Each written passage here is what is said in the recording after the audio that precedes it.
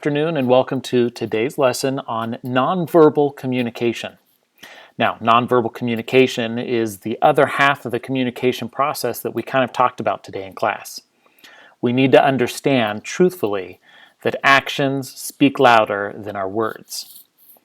So, our definition for today, nonverbal communication is any form of communication that does not include words.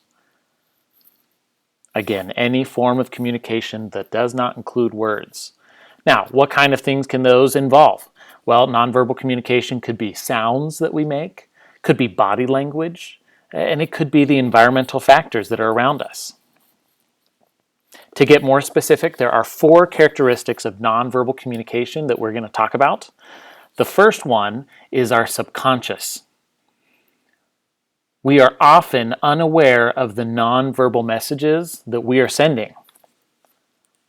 Think about in your personal life, I'm sure there is a time when your parents have asked you, are you okay? Are you feeling all right? Why are you acting like that? And in your head, you think you're doing everything totally fine, but for some reason, they feel like something is off. And that's because subconsciously, you are sending nonverbal cues to other people. And they're interpreting those. It's communicating something. The second nonverbal or characteristic of nonverbal communication is that it is contextual. Now, contextual means nonverbal communication depends on the situations and where they occur. What you say in church is different from what you say in class, which is different from what you say with your friends. Contextual meaning it depends on where you are. The third thing is ambiguous. Nonverbal messages are open to interpretation. You may think that you are looking and acting inviting, but because it's ambiguous, someone else could interpret it as being closed off or weird or not accepting. And the fourth and final characteristic is cultural. Nonverbal messages can differ depending on the region. Now, I'm guessing that at some point in elementary school and middle school, as you learned in geography, that different cultures across the world have different ways of accepting what is okay, of behaviors that are all right. For example, in the US, we may give the peace sign, which is a friendly sign, saying, peace out, man, you're awesome. However, if you were to take that peace sign and flip your hand the other way and do it in the UK, unfortunately, the peace sign no longer means peace, it means something different. So there is a short video that we're going to try to watch here on 10 surprising ways to offend people in other countries.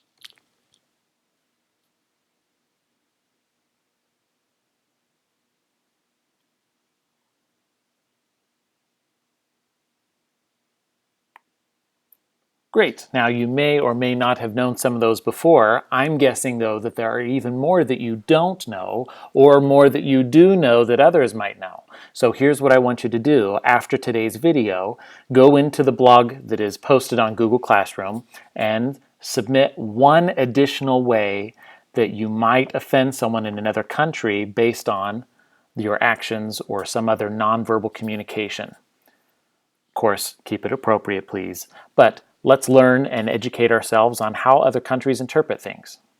Okay, we continue. So, we've just talked about the 4 different characteristics of nonverbal communication. Now we need to talk about the functions of nonverbal communication. What is a function? Well, a function is the purpose of it, right? So there are 6 reasons or functions of nonverbal communication that we need to know and be aware of. The first one, or the first function, is that we repeat. When a nonverbal message conveys the same idea as the verbal message, aka the message is still apparent without the verbal. So when we wave to someone, for example, and we say hi, the two together are communicating a greeting. We can do the same thing by just waving our hand, which is still saying hello. The second form, second function, is to contradict, when the nonverbal communication is the opposite of what is being said.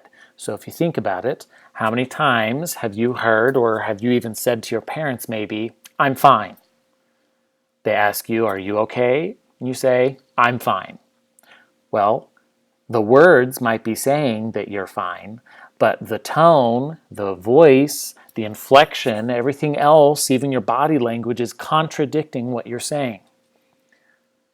The third function of communication, nonverbal communication, is to substitute. Nonverbal communication is used in place of verbal communication. So like the last example that I had given where you wave your hand hello or goodbye to someone, that is a substitute often for the words that we say. In our example here, our little alien is giving the peace sign. That's his way of saying take care, peace be with you. A third function of nonverbal communication is to complement.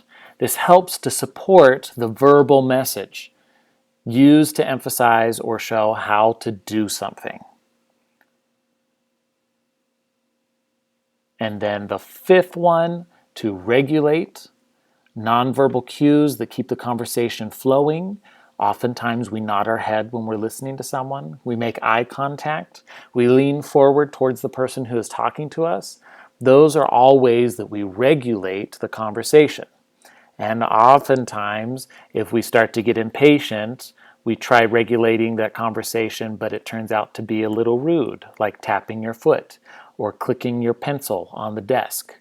It's your way of regulating, although it's not sending the best type of information. It's not being as well received as it could be. And the sixth function of nonverbal communication is to accent what it is you're saying. Use of gestures and facial expressions to emphasize or punctuate spoken words. I'll give you one last chance, as many parents have said to their children. I remember my parents using that quite often when I was growing up. These 6 functions of nonverbal communication really help us to understand why we do what we do and how our actions start to lead to a more impressing or more believable message. So, types of nonverbal communication. Now here, boys and girls, there are many different types. Our body language has lots and lots and lots of ways that we communicate things. 93% of our communication is nonverbal. 93%. That means that only 7% of what we communicate is through the words we say. And if you look at this, every one of these is expressing something, right? When we are wringing our hands, it can show that we're nervous. If our eyes are squinting, we could be criticizing someone or being angry with someone. If we are sticking our tongue out at someone, we are showing disapproval, or maybe we're teasing them, or maybe even flirting with them, right? So many different ways that we communicate with our body. Well, for our purposes, we're going to focus on just 7 different types of non-verbal communication. 7 types. The first one we're going to look at is called proxemics. Proxemics is how close people are to each other while communicating. You may be someone who has very close proxemics to those that are by you. When you're by your friends, you love to touch their hands, or you hold hands when you walk, or you're always wrestling. That close proximity works for you and is how you show individuals that you care for them. And some of you may be the opposite. You may have such a big personal space that you don't want anyone around you touching you, talking to you. You just need your space, right? So studies have shown that we actually have 4 basic spaces that are important to us. The first one is our intimate space. That is the space closest to us. It's 18 inches or less, right? We reserve intimate space for those that we are closest to, such as someone we're dating. Or when you are very, very young and you have older parents, you want to be held by them, you want to be cuddled. That's intimate space reserved for those that we have feelings for. Then we have our personal space. Personal space goes anywhere from 16 inches to about 3-4 feet. Okay, within that range, we save that space for those that we are best friends with. Not just any friend, but those that we are closest with, our BFF, our group of buddies when we hang out, the other guys on the team when you're going. We're okay sitting next to them in the movie theater. We don't have to have that extra space or seat between the two of us. Our personal space is for those that we are comfortable with. The social space, the next circle, is for those that we're okay being by, but not choosing to be. Social space is what we kind of reserve in our classroom. This is a space that is anywhere from 4 feet to about 12 feet. So in a social space, you are able to communicate, you're able to have discussions, you're able to observe, you can interact with others, but you don't have to be right there rubbing shoulders for it to happen. And then the public space, this is what happens when you're outside, walking down the street, when you go to the store. Public space is where we are comfortable with total strangers, and that is anywhere from 12 feet to 25 feet away from us. And if you think about it, when you go walking down the street, perhaps it's you on one side and someone is on the same side of the street as you and you don't know who they are or you don't trust them. What do? Well, either we avoid eye contact and look down, or maybe we cross the street and pretend like we need to go a different way. We change how we act based on our proxemics, and each one has a slightly different feel for where they're comfortable with people, but this is where it is. That's the first one of our nonverbal cues. The second one we're going to talk about is called haptics. Haptics are nonverbal communication involving touch. So when you are dating that person that you love and they finally hold your hand, you are sending a cue, a message, not just to the two of you, but to the entire world that gets to see you, that you're in a relationship with them. Those are haptics. When we say no PDA, no public display of affection, we're talking about not showing haptics with other individuals because of the messages that it can send. It is very clear through research that good haptics and appropriate haptics can change your relationship and the way you communicate with those around you. For example, it is 93% more likely that someone will remember your name if you shake their hand while being introduced. Just saying, oh, hi, and waving is not going to provide any sort of trigger for that person to remember who you are. And I'm pretty sure all of us have had a good handshake and a bad handshake. A good handshake is firm, but not too firm, with direct eye contact as we say our name. That's good haptics and good practice. The third thing is kinesics, nonverbal behavior related to body movement. That's our posture, our facial expressions, our gestures while we're talking. These are the types of things that help individuals identify, Oh, what kind of a person you are. Are you someone who's tall? And if you're tall, do you stand up straight? Or are you slouching a lot? And just in your posture, whether you're standing up strong and proud and tall, or if you're slouching, you are communicating something to those that are looking at you. We have our facial expressions. Individuals who have a smile on their face all the time seem to be happier, whereas those that have a scowl tend to be interpreted as being not very nice or not very welcoming. I'm sure each of us knows that person. I like to tease my brother, who's a chiropractor, because we have that term where, well, I'll just say it's RBF, right? And that's the resting face that's not very welcome.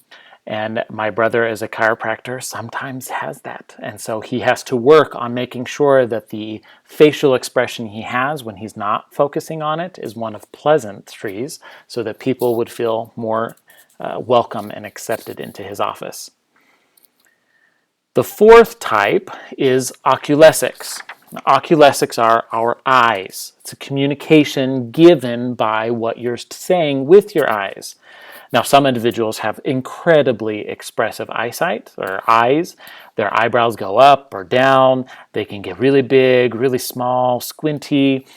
Oculesics is a great communicator for many of us, and for most teenagers especially, it's what reveals what you're really thinking and feeling to your parents and to your teachers. We forget how quickly and easily it is for us to communicate through our eyes, whereas our parents and other individuals are not. If you are squinting or maintaining eye contact, then we can read it as being a browbeating look, like, oh, trying to intimidate me. If you're avoiding eye contact at all times, then it tells us, okay, either you're embarrassed or you're feeling guilty or you're just super, super shy. Our oculesics really explain a lot to our audiences, and we're going to talk even more about that a little bit later today. The fifth nonverbal cue is our chrometics. This is how we perceive time and how it can define the importance of someone or something. So, what do I mean by that? Well, if we are someone who is regularly on time, we're punctual, we tend to judge others who aren't, right? You know that one friend who, no matter what time you say, is always going to arrive late. Well, we tend to judge people based on that. We also talk about patience. Chrometics is knowing the amount of time someone is willing to wait for something that sends a message.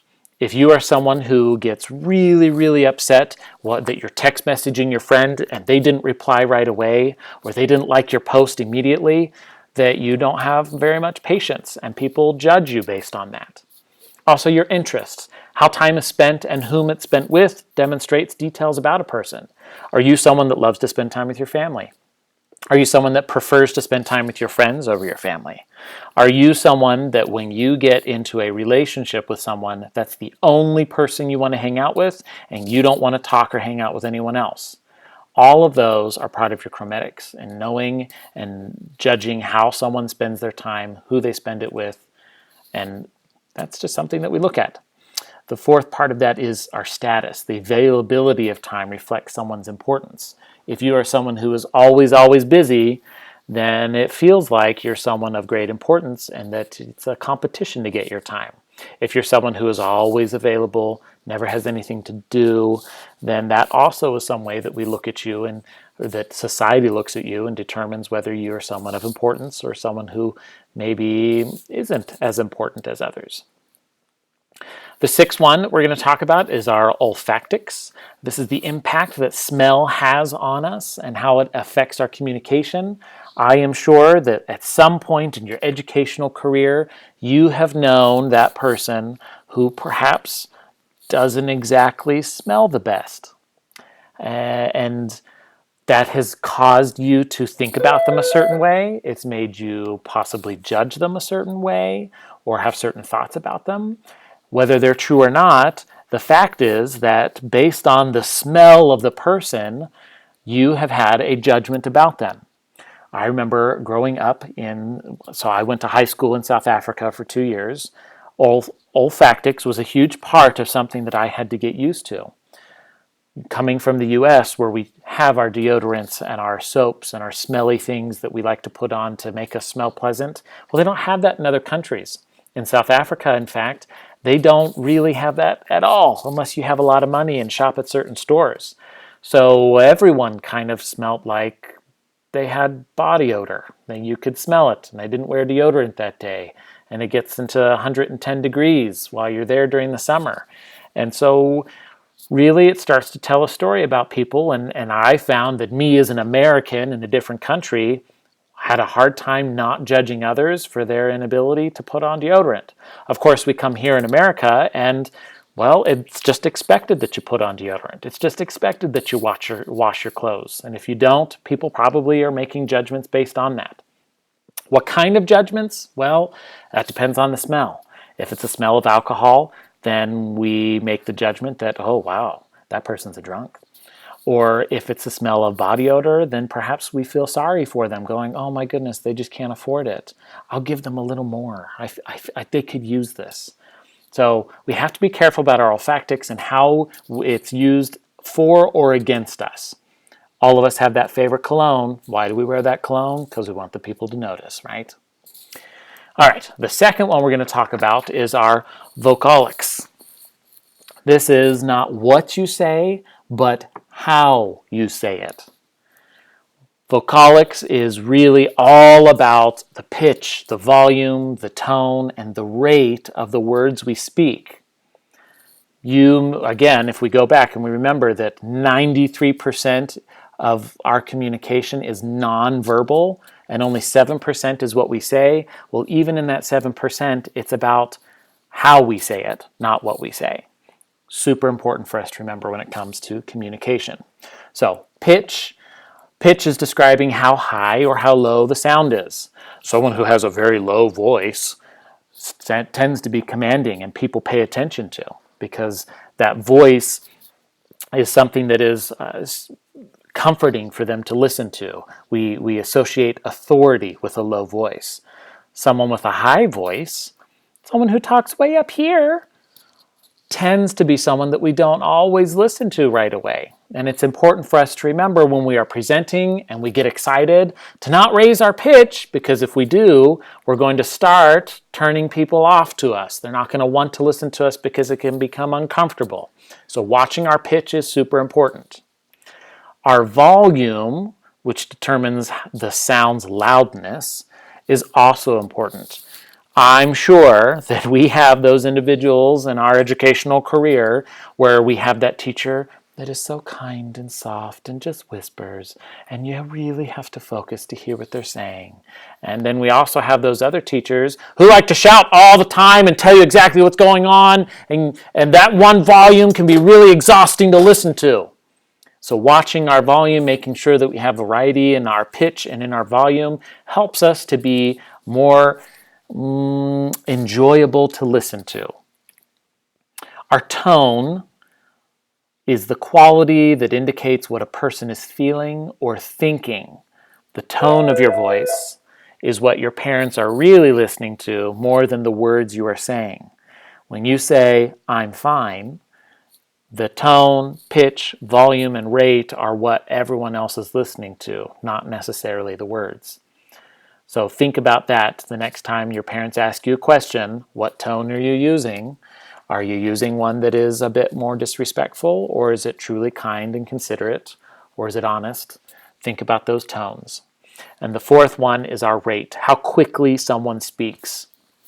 Rate is one that is difficult to control and maintain when you are first learning to become a public speaker. Our tendency is to get so anxious and sometimes scared that we speed up what we're saying because we just want to get done with it. The problem with speaking too quickly, however, is that people start to not understand what you're saying, and so they lose comprehension of what it is that you're trying to speak or the main message that you're trying to share.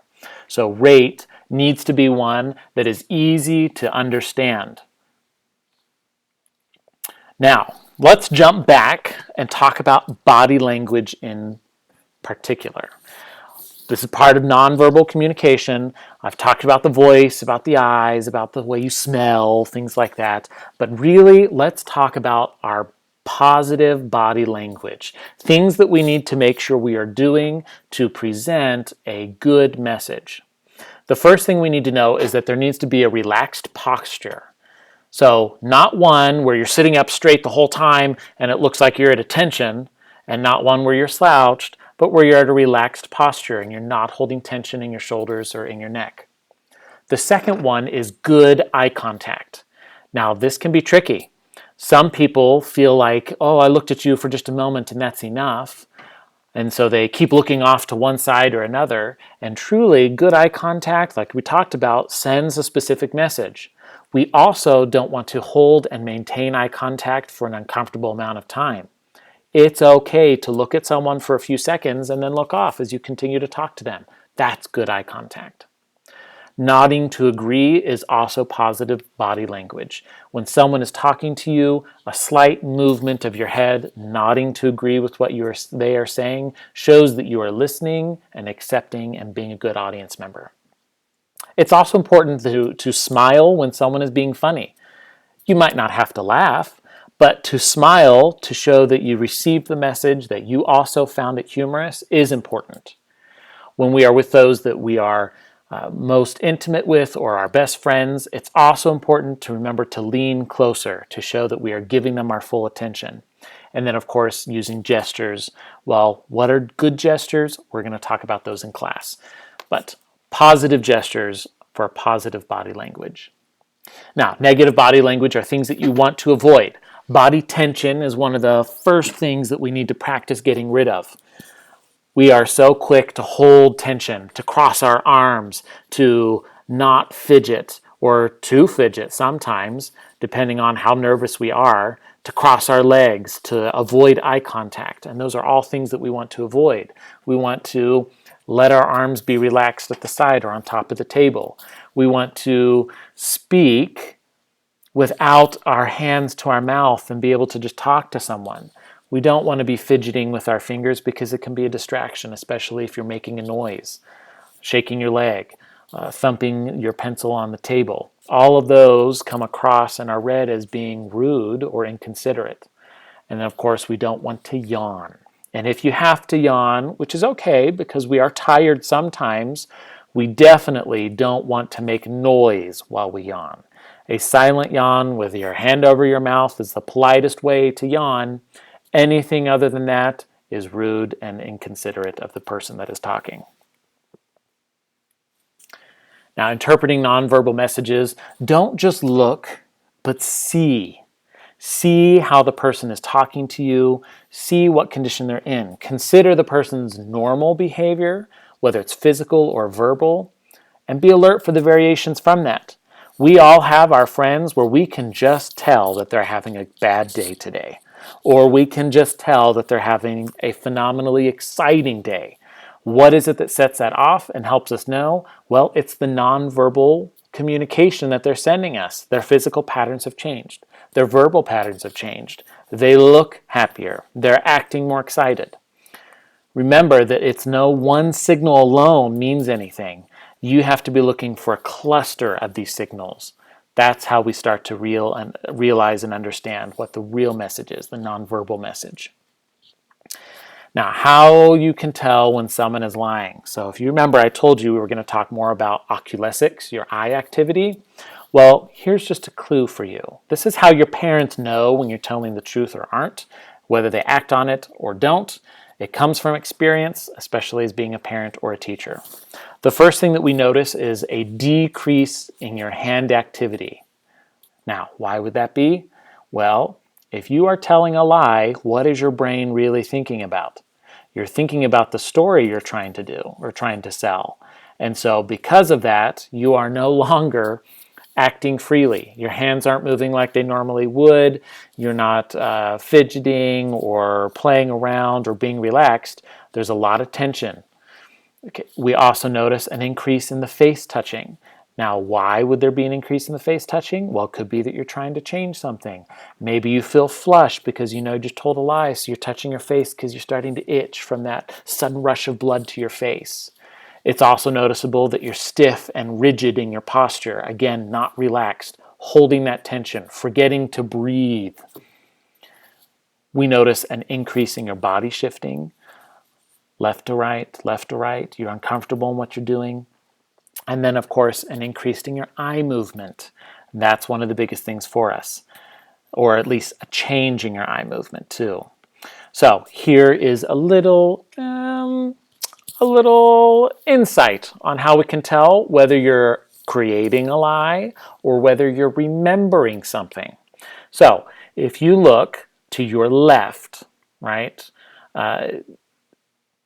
as this person here, this person's looking to the right, but that'd be your left, right? You are constructing an image, constructing a visual image, constructing sound, or the kinesthetic, checking out feelings. That's going to be when you are looking to your right, their right, which is your left. Remembered images, times when you are actually trying to remember, while looking at someone, they are looking to their left, but it would be to your right. Okay, that's when they are actually remembering things. They're remembering images, they're remembering sounds, they're remembering how they felt during that time. Those are the different ways that we can identify whether you are actually telling the truth or not. See if you can test it. Go talk to your little brother or sister. Ask them if they are doing something or if they did something, whether it was real or not, and see which way they look when they're trying to tell you their excuse or that they were innocent, I swear. See, test it out. Okay, that concludes our lesson for today. In review, what I need you to walk away with an understanding of is that even though you may not be talking, you are still communicating. Try to be more conscientious of your actions, as they are what is truly communicating with those around you. Your actions speak louder than your words. Now, if there was at any point in this lesson, boys and girls, that you did not get the notes that you needed or that you needed to pause and do something, please, please, please make sure you go back, pause the video, take the notes that you need to do. If you end up having to take the final because you missed a day, you will want to make sure that you have those notes. I will be giving a quiz in class the following day after every video lecture. That's my way of making sure that you're doing the work you need to do while you're at home. So pause the video if you need to, take a few notes, make sure you understand the basics of nonverbal communication, and I look forward to seeing you in class tomorrow. Have a good day.